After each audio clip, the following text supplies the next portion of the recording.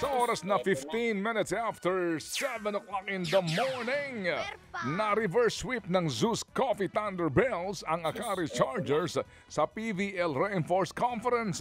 Matapos nga pong matalo sa unang dalawang set, nagising ang Zeus at bumawi sa tatlong sumunod na set.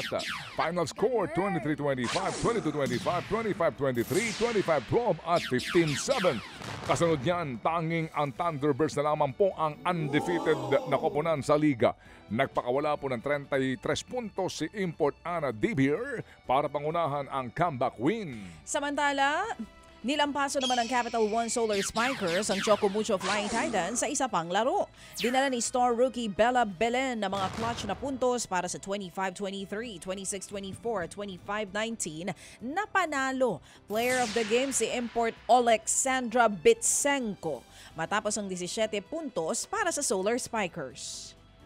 At isiniwalat po naman ni Philippine Sports Commission Chair Pato Gregorio na may usap-usapan para sa joint hosting ng Summer Olympics sa hinaharap. Nakausap daw po ni Gregorio ang mga counterparts sa Indonesia tungkol dito. Pabor din daw si Pangulong Marcos Jr. sakali pong maging konkreto na ang balaking magpasa ng bid para po sa hosting.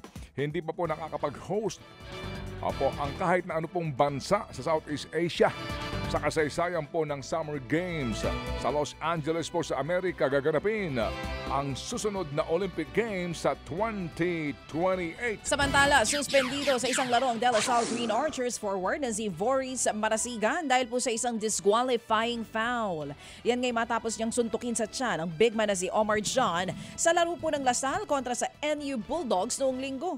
Bakit naman nanuntok sa tiyan? Sportsmanship nga dapat. Nagresulta po ito ng agaran niyang pagkaka-disqualify at kalaunan, suspension sa laro.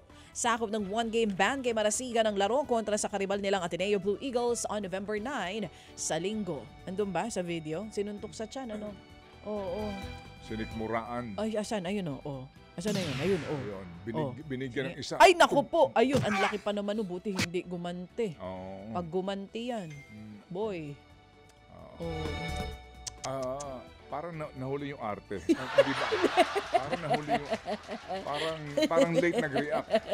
Naka-slow motion eh. Ikaw talaga. Po. Oo. Okay. Sige. Samantala po naman sa NBA, pinanalo po ng superstar na si Giannis Antetokounmpo ang Milwaukee Bucks kontra sa Indiana Pacers. Pinukol ng two-time MVP ang buzzer beater na fadeaway jumper para po sa 117-115 na panalo.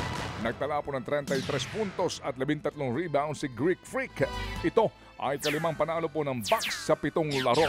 Habang ang Pacers naman po'y patuloy na nahihirapan sa pagkawala ng star player na si Tyrese Haliburton na nagpapagaling po sa kanyang injury. Mga kapatid, brothers and sisters, saan ka pa? Dito na tayo sa totoo. Dito na tayo sa True FM. Mga kapatid, mag-subscribe and follow po kayo sa social media accounts ng True Network PH. Yan po kami, hanapin nyo lang True Network PH, Facebook, Instagram, YouTube, TikTok, and podcast. Mapa Apple or Spotify man yan, mahahanap nyo kami. Lahat ng mga napapanood at napapakinggan nyo po sa programa, nasa social media accounts namin yan. So, paano mga kapatid? See you sa social media!